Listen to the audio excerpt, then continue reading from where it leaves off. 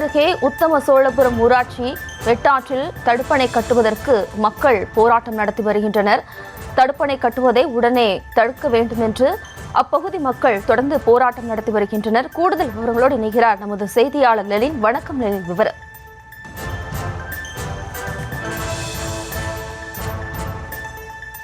நாகை அருகே உத்தம சோழபுரம் ஊராட்சி வெட்டாற்றில் தடுப்பணை கட்டப்படுவதை உடனே தடுத்து நிறுத்த வேண்டும் என அப்பகுதி மக்களும் விவசாயிகளும் தொடர் போராட்டத்தில் ஈடுபட்டு வருகின்றனர்.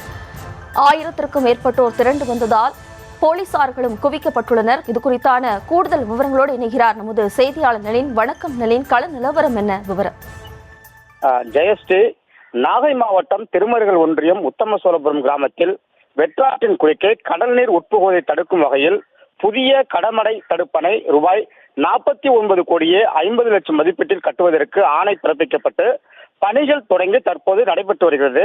இந்த நிலையில் வெற்றாற்றின் குறுக்கே உத்தம சோழபுரம் கிராமத்தில் தடுப்பணை கட்டுவதால் உத்தம சோழபுரம், நதிமணம், வடகரை, பூதங்குடி, பாலக்காடு, வடக்குடி, பெருங்கடமல் உள்ளிட்ட 32 கிராமங்கள் உள்ள சுமார் 10,000 ஏக்கர் பரப்பளவிற்கு சாகுபடி நிலங்கள் உப்புத்தன்மையுடன் மாறி பாதிக்கப்படும் அபாயம் இருப்பதாகவும், கடலில் உப்பு நீர் புகுவதால் இந்த கிராமத்தில் நிலத்தடி நீர் பாதிக்கப்படும் என்றும், ஏற்கனவே அப்பகுதியில் தனியார் இறால் பண்ணைகள் செயல்பட்டு வருவதால் சுற்றுச்சூழல் மற்றும் நிலத்தடி நீர் கடுமையாக மாசுபட்டுள்ளது.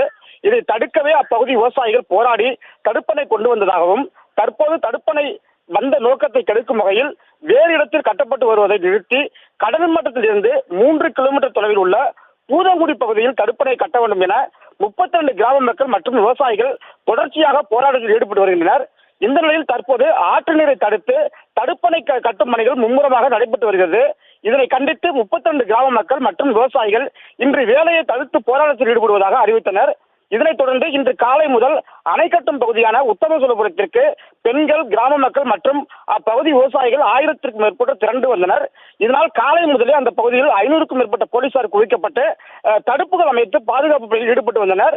மேலும் ஆங்காங்கே சாலைகளில் பேரிகார்டு அமைத்து கிராம மக்களை அணை கட்டும் பகுதிக்கு செல்ல விடாமல் போலீசார் தடுத்து நிறுத்தினர். இதனைத் தொடர்ந்து தமிழக விவசாயிகள் பாதுகாப்பு சங்கத்தின் நிறுவனர் ஈசன் முருகசாமி தலைமையில் சாலையில் திரண்ட பெண்கள், பொதுமக்கள், விவசாயிகள் தடுப்பணையை கட்டும் பணியை நிறுத்த வேண்டும், கடல் மட்டத்தில் இருந்து 3 கிலோமீட்டர் உள்ள பூதங்குடியில் கட்ட வேண்டும் உள்ளிட்ட கோரிக்கைகளை வைத்து கோஷங்களை எழுப்பினர். இதனால் நாகூர் திருவாரூர் சாலையில் போக்குவரத்து பாதிப்பு ஏற்பட்டது.